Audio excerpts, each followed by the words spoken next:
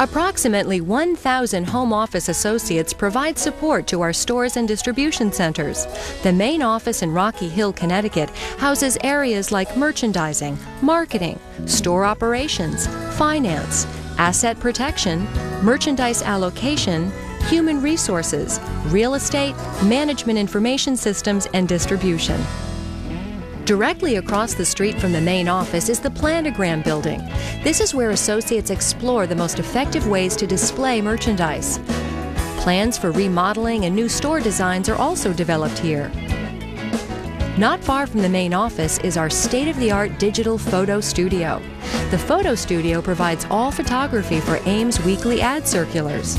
Each of the home office departments work together to ensure the stores have exactly what they need to provide A+ service to our customers. Hello, I'm Joe Attore. Congratulations on your new position and welcome to Ames. My business philosophy is what I call the 3 C's: communication, cooperation, and common sense. But the real focus of every Ames associate is very simply to satisfy the customer. Ames has a long tradition of offering quality merchandise at affordable prices and excellent customer service. We believe that achieving these goals depends on the individual and team efforts of our associates. We're counting on you to be a productive member of our team. Again, congratulations and welcome to Ames.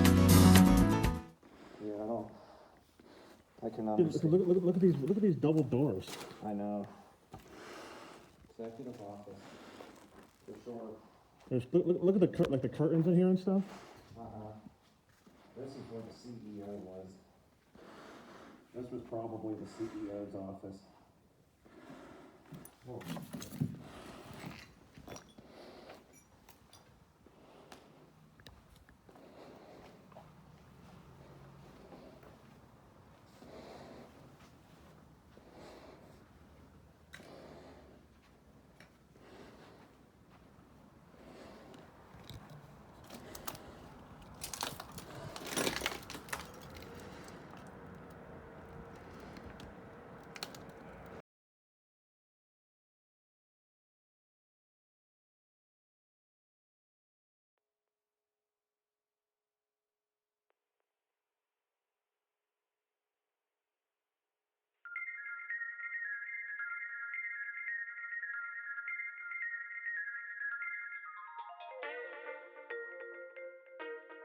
Asset protection in your store is made up of many things, but simply put, asset protection means protecting company assets from loss or harm.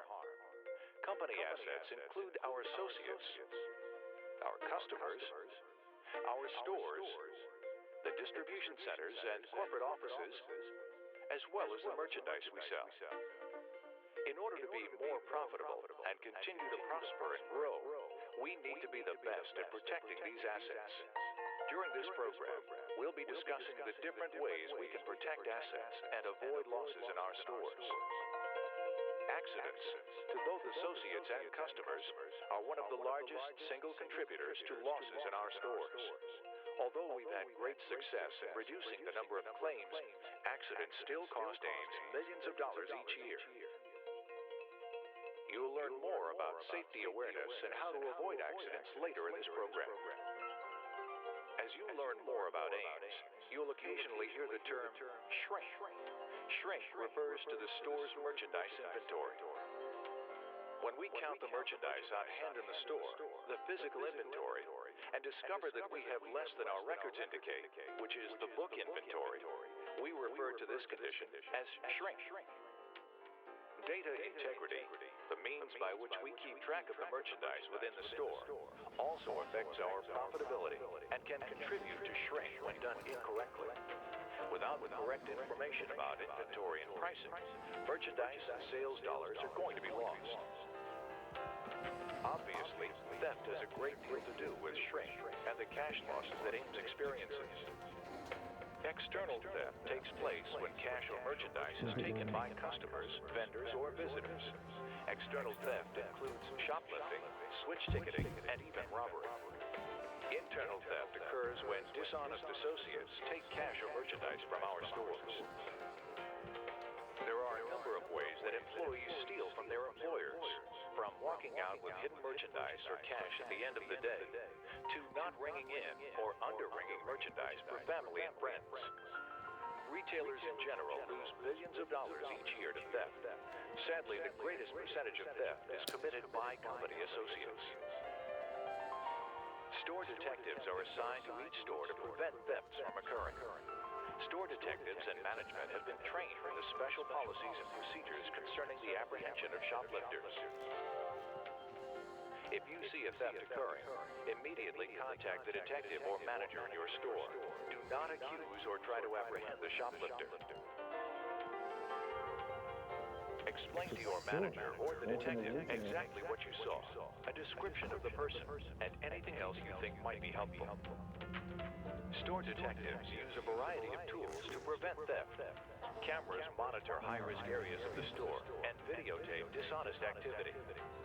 Strategically placed observation windows are used by detectives to observe dishonest associate or customer activity. And by looking up into ceiling tile mirrors, detectives can see into adjacent aisles. Store management, the loss prevention staff, and all associates are responsible for loss prevention. One of the best ways to prevent losses is by being a well-informed, alert associate. By being alert and providing good customer service, you drive away potential shoplifters. Shoplifters need privacy to steal. Alert associates who offer help remove temptation and opportunity. There are a few things you need to be aware of when working at the registers. Cashiers can be targets for any number of different schemes, including attempts to conceal merchandise inside other merchandise or boxes, switching the ticket on a higher priced item to one with a lower price, the flim-flam operator who will try to confuse and trick you into giving him money, and although they're rare, even robbery attempts. These are a few guidelines to follow to keep you from being a target for thieves. First, always be aware of what is going on around you. Open your cash drawer only when you're making change from a sale. If someone wants change for the telephone, the soda machine, or for any reason, explain that you aren't allowed to make change from the register and direct them to the service desk. If you ever become confused or concerned about a transaction at your register, close your drawer and ask the customer service supervisor for assistance. Never leave your cash drawer open. When scanning and bagging, always check items that might contain concealed merchandise, like nested trash cans or handbags. Size switching is also quite common. This is mixing and matching the sizes of two-piece apparel items to make one tailor-made set. It sounds harmless, but size switching makes it difficult to sell the unmatched set and creates false inventory data resulting in shrink. You won't know the sizes are different unless you check. Be polite and explain to the customer that we only sell matched sets. The flim-flam operator will try to confuse and distract you by talking very fast. This character will try to quickly pass bills back and forth in an effort to make you lose track of how much money has changed hands. The easiest way to derail a flim-flam is to complete transactions one at a time. If the customer suddenly decides to buy something else, complete the transaction you're working on, and then begin the next.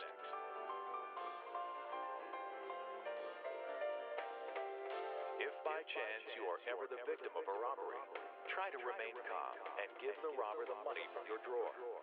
Money is replaceable. You're not. So do what the robber asks, so he or she can leave the store as quickly as possible.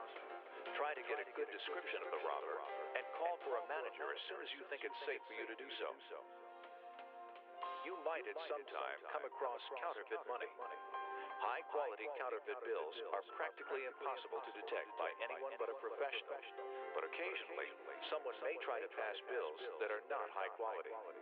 Variations can include simply photocopying a bill, to taping the ends of a larger bill to the body of a smaller one. As a cashier, you will receive training in the use of the micro-reader, or micer. This device, among other things, can scan a bill and determine its authenticity. You'll also learn how to use what's called a counterfeit pen. Closely follow the procedure for using both of these tools. If you still have suspicions or questions about a bill you receive, call your manager.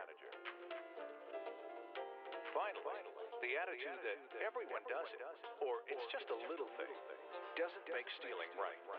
Unfortunately, people don't always make the right decisions.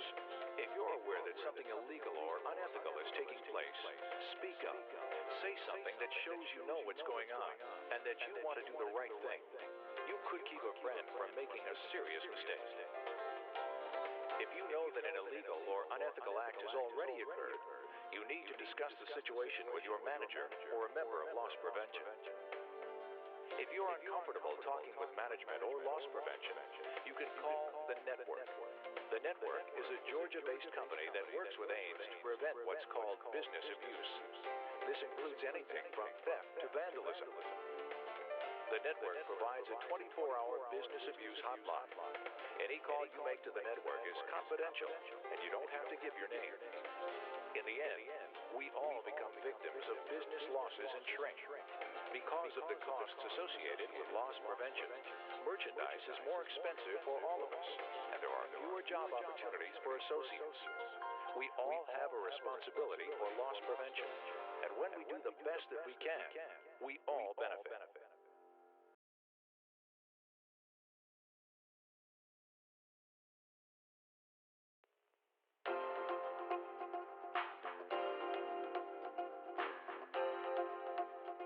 Day in and day out, we come in contact with products which can be harmful when used in an unsafe manner or in a way not intended by the manufacturer.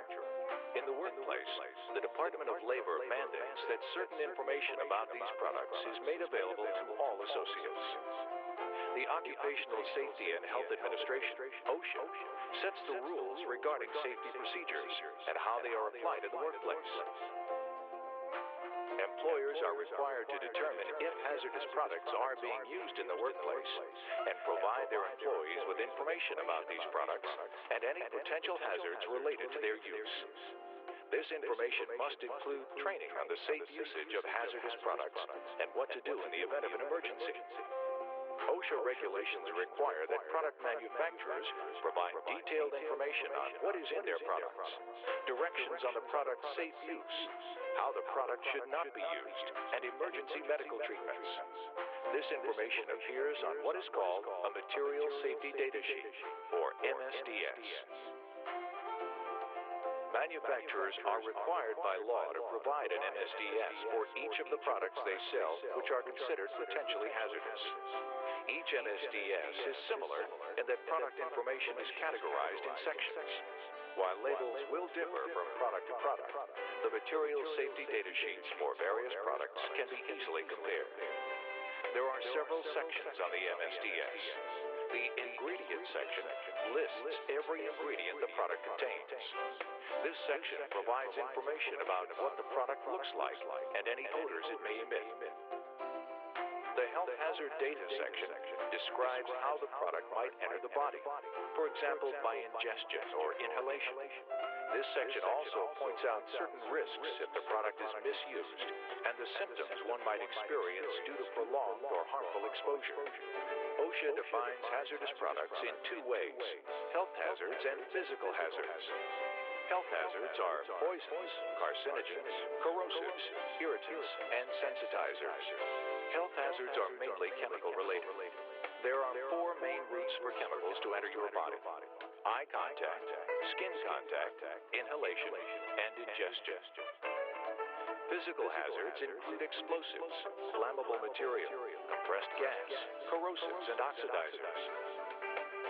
The MSDS also has sections that cover first aid and emergency treatment procedures for situations like eye or skin contact. There's also an area on the MSDS that indicates the kind of special protection that may be required when using a hazardous product, like gloves, safety glasses, or extra ventilation. This section also includes precautions that should be taken while handling or storing this product. Read the label to determine if a product may be harmful. Labeling laws require that basic warning information is provided on every potentially hazardous product.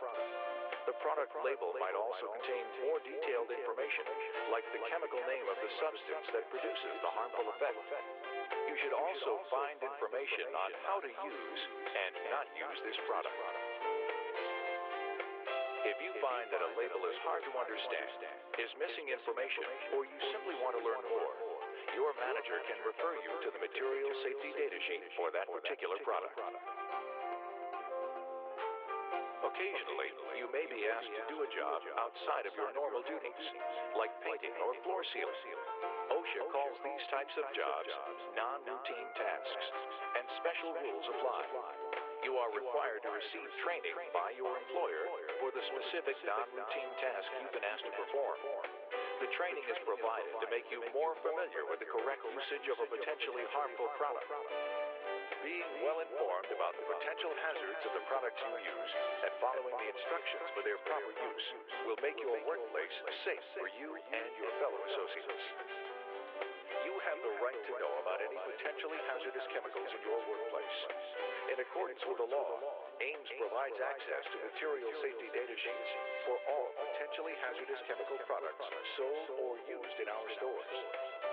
Material safety data sheets, or MSDS, for chemical products used in our stores, usually by the cleaning contractors, are kept on file at the store location. For chemical products sold in our stores, an MSDS is available through the 3E Company's Hazardous Materials Management Program. The 3E Company keeps a material safety data sheet for all potentially hazardous chemical products sold by Ames and makes this information available to Ames associates 24 hours a day, 7 days.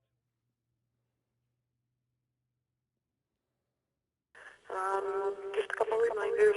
Payroll needs to be called in by 10 a.m. on Monday. You can call in at any point, leave a message on your payroll representative's voicemail box, either with the hours worked or for salaried associates, the number of days worked. You can call that in at any time between Saturday night and Monday morning by 10 a.m. Please make sure that the mail, post office has been notified of the forwarding address to the Ames home office, 2418 Main Street, Rocky Hill, Connecticut, 06067.